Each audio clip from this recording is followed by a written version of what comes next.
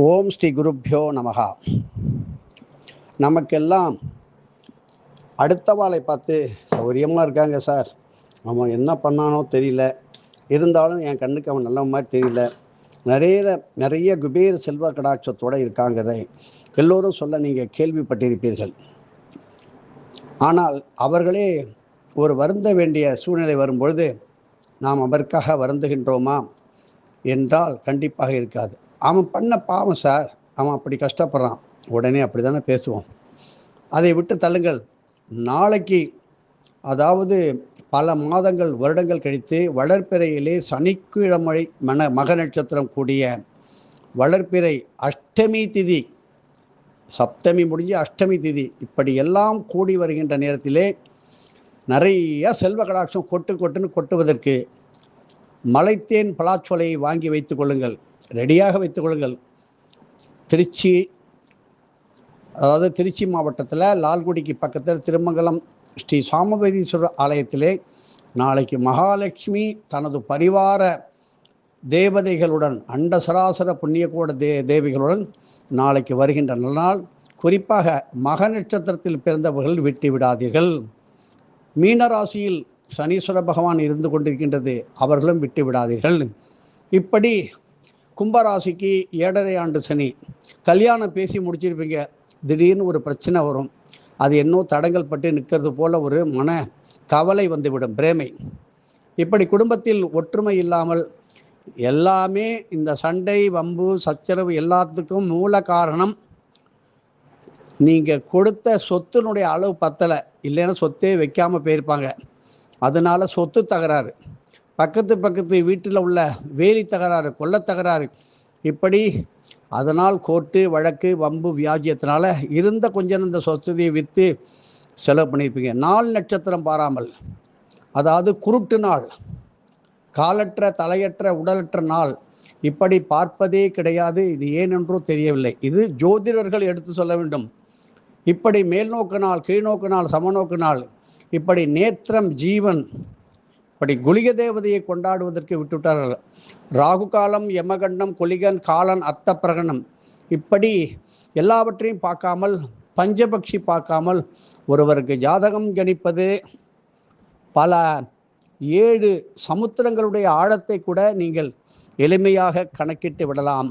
ஆனால் ஒருத்தனுடைய கர்மாவை, தலை விதியை கண்டிப்பாக கணக்கிட முடியாது.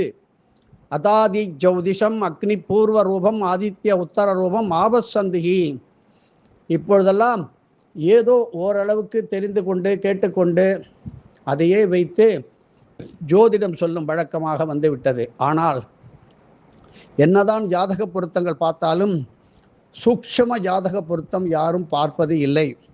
ஜாதகம் கொண்டு வருபவர்கள் சகுனங்கள் பார்ப்பது கிடையாது.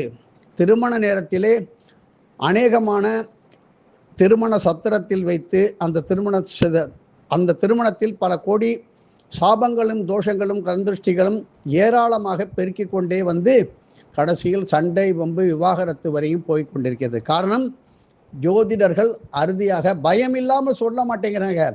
இல்லைன்னா எங்ககிட்ட வராதிங்க, என்கிட்ட ஜாதகம் பார்க்காதீங்க, பொருத்தம் பார்க்காதீங்க.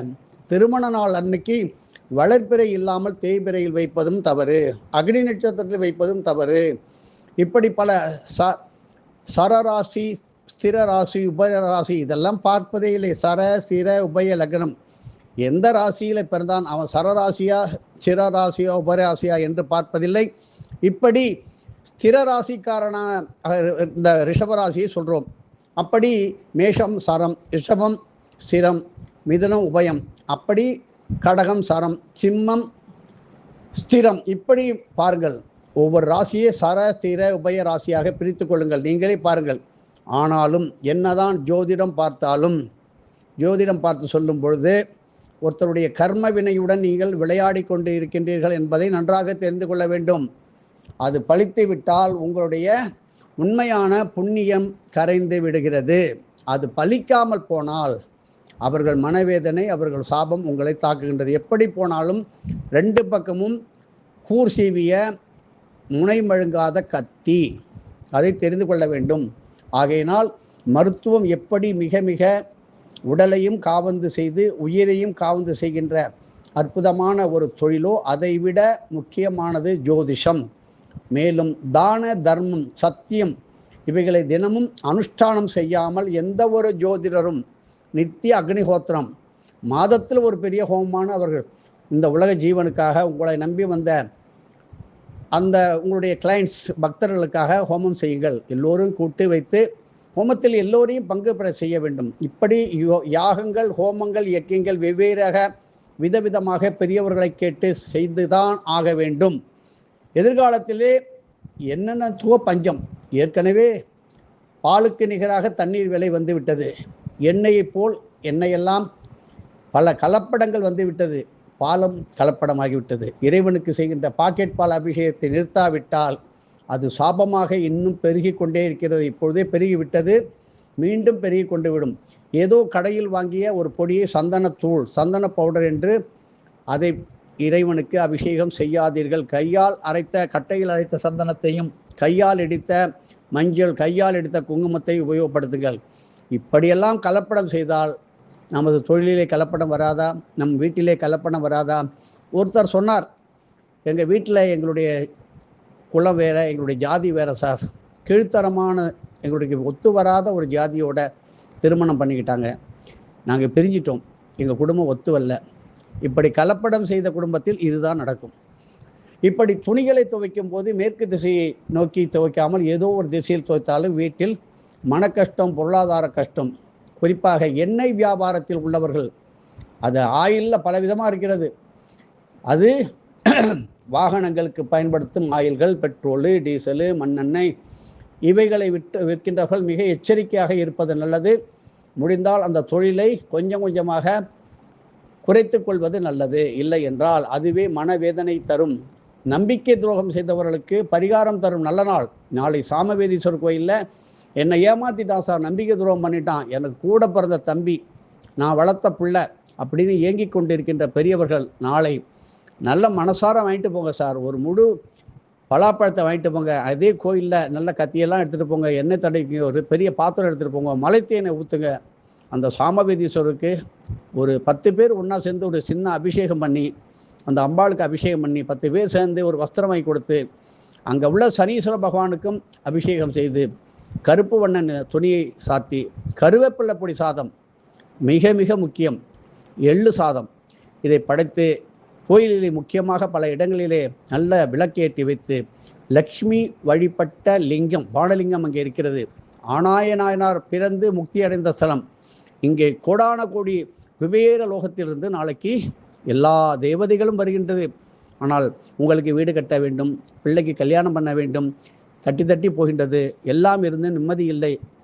ஏதோ கொடுக்கல் வாங்கலில் தகராறு, எல்லா தகராறும் நீங்கி நல்ல விதமான நல்ல ஆயுள், படுத்த படுக்கையோட பாயும் படுக்கையாக இருப்பார்கள்.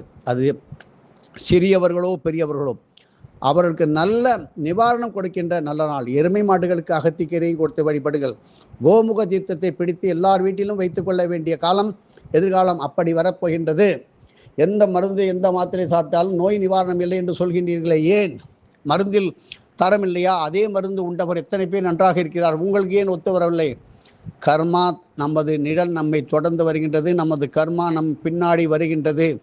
ஆகையினால் இனிமேல் ஒரு அதிசயமான பல ஆலயங்கள் விரைவாக குடமுழுக்குகள் நடைபெறும். துர்க்கை அம்மனுடைய பரிபூர்ண அனுகிரகம் எல்லோருக்கும் கிடைக்கும். தைரியம் வரும். இப்படி தான் என்கின்ற அகங்காரம் ஆட்டம் போட்டு எதிலும் நம்பிக்கை இல்லாமல், யாரும் குரு இல்லாமல் குருட்டு வாழ்க்கை வாழ்ந்தவர்களுக்கும் விடிமோட்சம் கிடைக்கலாம். ஆனால் ஒரு நல்ல குருவை எதிர்பாருங்கள். ஒரு 1000 ரூபா, 1 லட்சம் ரூபா, 10 லட்ச ரூபா கொடுத்து ஒரு ஜோதிடரை பார்த்தேன் சார், அவர் சொன்னதெல்லாம் நடந்தது. இப்போ அவர்கிட்டே பவர் இல்லை அப்படின்னு சொல்லாதீங்க. கோவிலுடன் இறை கோயிலுடன் விளையாடாதீர்கள். அப்படித்தான் பெரிய பெரிய அரசர்கள், மகாராஜாக்கள் அப்படியெல்லாம் கோயிலை கட்டி வைத்து இந்த நாடு முழுவதும் எல்லோரும் வழிபடக்கூடிய அளவிற்கு செய்து இருக்கிறார்கள். ஆனால் அந்த கோவில்கள் நிரந்தரமாக இருக்கின்றன. அதே பெயரை கொஞ்சம் மாற்றி அமைத்தால் கூட இருக்கின்றது. ஆனால் அதே அரசர்கள் கட்டி வைத்த அரண்மனைகள் என்ன ஆகிவிட்டது? சிதிலமடைந்து சீரடைந்து இருக்கும் இடம் தெரியாமல் போய்விட்டது. ஆகினால் கோவிலை நம்பியவன் கெட்டு போக மாட்டான். மீண்டும் அந்த அரசன் இறந்தானா போனானா பேசாதீங்க, மீண்டும் பிற எடுத்திருப்பான். ஒரு ஆழ்வாராகவோ நாயன்மாராகவோ மகானாவோ இருக்கலாம். ஆனாலும் அந்த அரசனே தனது அரசவை கலைஞரில் யாரையாவது ஒருத்தரை மரியாதை குறைவாக பேசினாலும் அந்த அரசனுக்கு தண்டனை உண்டு. அப்படி தண்டனை பெற்ற ஒரு மகாராஜா குடும்பத்தில் இன்னும் அவர் பேயாக அலைகின்றார். ஒரு சித்தரின் பேச்சை கேட்காமல், நம்பிக்கை இல்லாமல் தனது கோவிலை எழுப்பி வைத்து இன்றும் உலகமே கொண்டாடுகின்ற கோயிலில் அரசன் கொஞ்சம் துச்சமாக நினைச்சான், இவருக்கு என்ன தெரியும், சும்மா சாதாரண ஆளுன்னு வேற ஒருத்தட்ட கேட்டு அந்த கோவிலை கட்டி வைத்தான் என்று சொல்கின்றார்கள். நாங்கள் சொல்வதற்கு வாய்ப்பில்லை.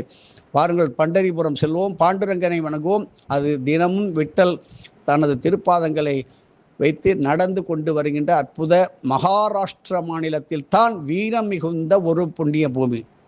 பாக்கி இடத்துல இல்லையானா இருக்கு, அவங்களே மாறி போயிடுறாங்க.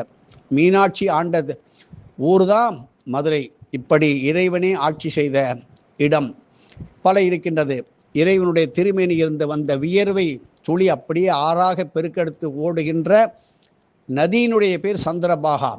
இது பண்டரிபுரத்திலே ஓடிக்கொண்டிருக்கிறது. பாருங்க, சோலாப்பூரில் இறங்கி அங்கேருந்து போங்க, எல்லோரும் பண்டரிபுர நாராயணனை வணங்குகள். ராமநாமம், ராமபாராயணம்.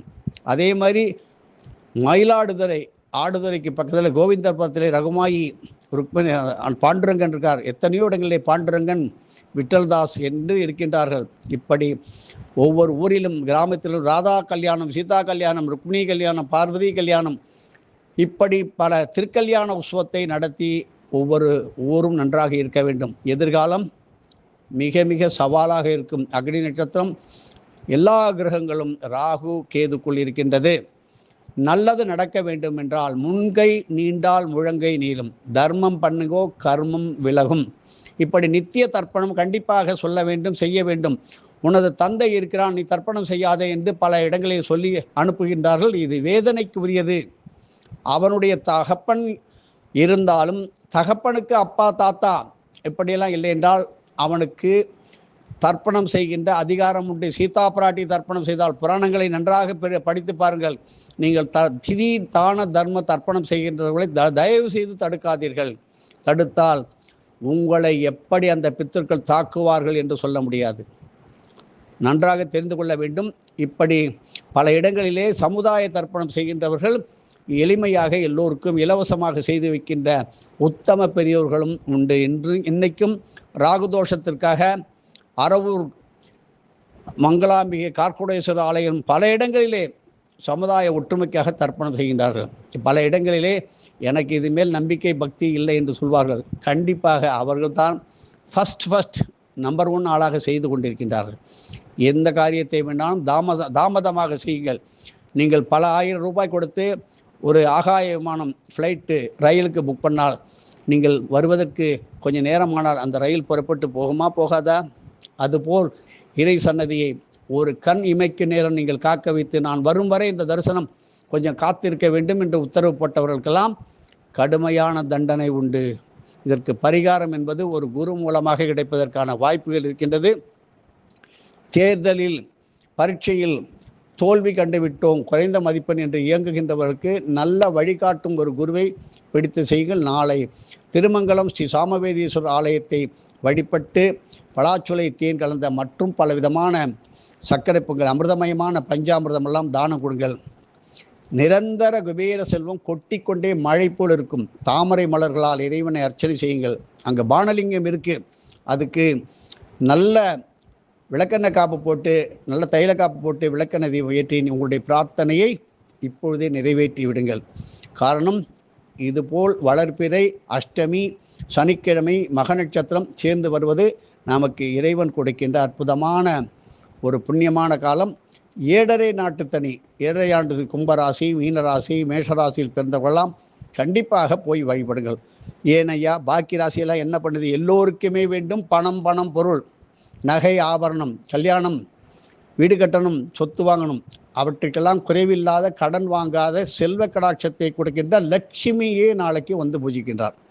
ஒரு பசுமாடு பூஜை, கோ பூஜையை செய்து நீங்கள் சந்தோஷமாக இருக்க, நீடூடி வாழ, ஆரோக்கியமாக வாழ்க. திருமணம் காணது நாளைக்கு திடீரென்று வந்துவிடும். கையில் பொருளாதாரம் வேணுமே.